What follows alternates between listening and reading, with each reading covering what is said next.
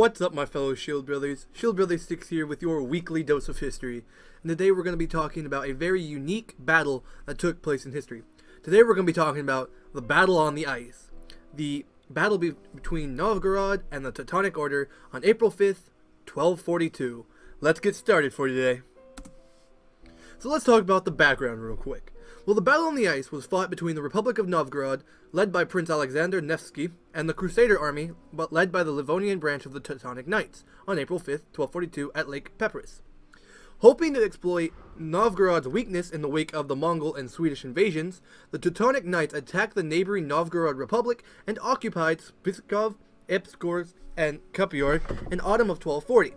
When they approached Novgorod itself, the local citizens recalled to the city's 20-year-old Prince Alexander Nevsky, whom they had recently banished earlier that year, but they went to him pleading for him to lead their army and help them get out of this situation. During the campaign of 1241, Alexander managed to retake Pskov and Kupior from the Crusaders, and then he also struck a deadly blow to the Teutonic Order and their progress in the Northern Crusades. So what were the motives for this? Well, in 1193, Pope Celestine III declared the Northern Crusades, encouraging the Holy Roman Empire and Kingdom of Sweden to advance east into pagan and Eastern Orthodoxy occupied territories. When Celestine had done, in effect, was given official credence to forced conversion that began almost 50 years before. From then on, the church would support any knights attempting to spread Rome's influence farther to the north and the east. The Swedes did much to solidify control of Scandinavia in this time, leaving the Teutonic Knights to grab hold of modern-day Latvia, Estonia, and Lithuania. Within a decade, much of the region was under Teutonic control. As the Germans moved into Estonia in 1208, however, resistance became more fierce. The Estonians would not take this invasion lightly.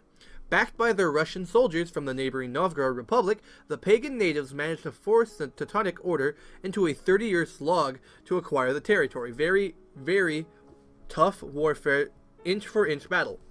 Finally, in the Battle of Sol in 1236, the Germans vanquished the Estonians, expanding the Holy Roman Empire to Lake Peparus and putting them right on the border of the Russian territories, especially the Novgorod Republic, which was the problem, and this is where we pick up the battle for that's where it takes place. So the battle. On April 5th, 1242, Alexander, intending to fight in a place of his own choosing, retreated from the oncoming Teutonic forces in an attempt to draw the often overconfident and overbearing Crusaders onto the frozen lake of Peparus. The estimates on the number of troops in the opposing armies vary widely among scholars. A more conservative estimation has it that the Crusader forces likely numbered around 2,600, including 800 Danish and German knights, 100 Teutonic knights, and 300 Danes, 400 Germans, and 1,000 Estonian infantry. The Russians fielded around 5,000, almost double what the Crusaders had.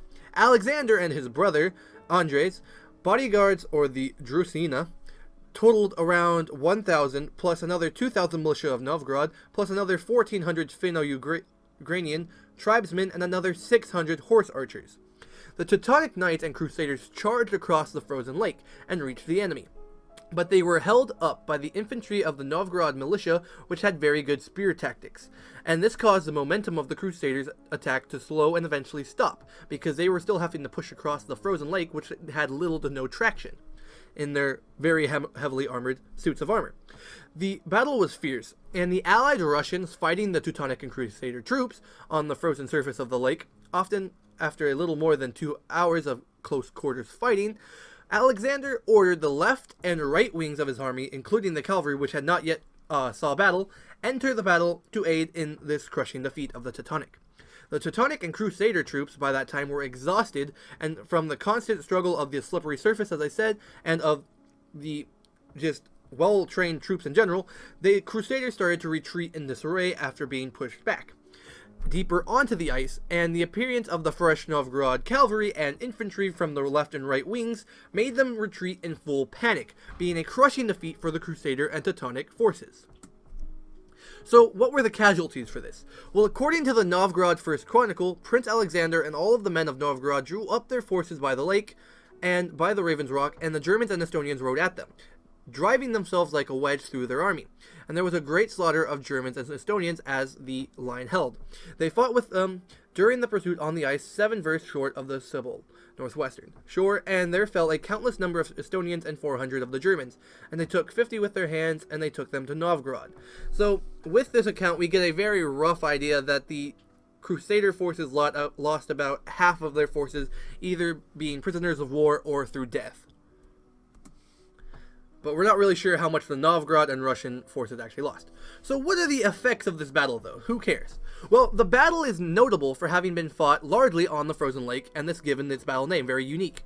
Also, the battle was a significant defeat sustained by the Crusaders during the Northern Crusades, which was directed against pagans and Eastern Orthodox Christians rather than Muslims in the Holy Land for a very first time.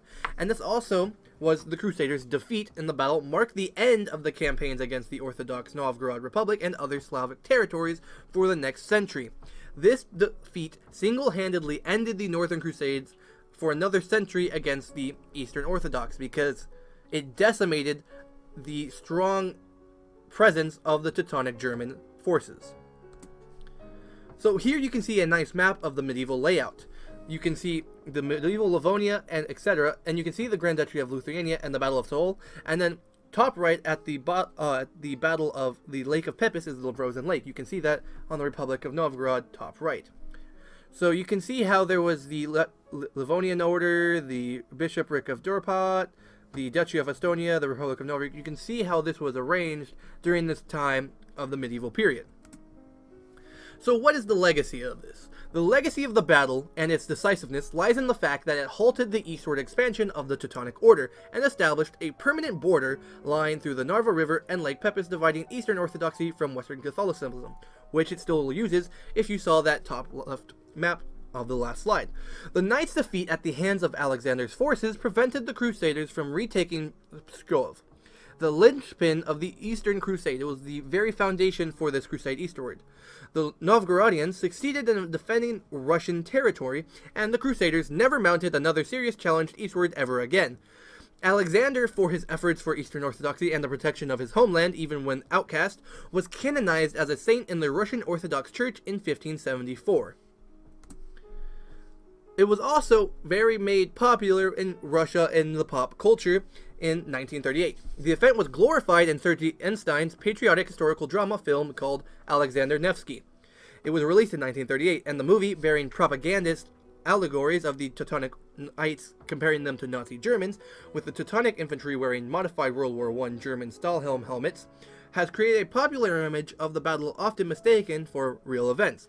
In particular, the image of knights dying by breaking the ice and drowning originates in this film, as well as the heavily armored, often too heavily armored and too well armored for the time period, used in this movie.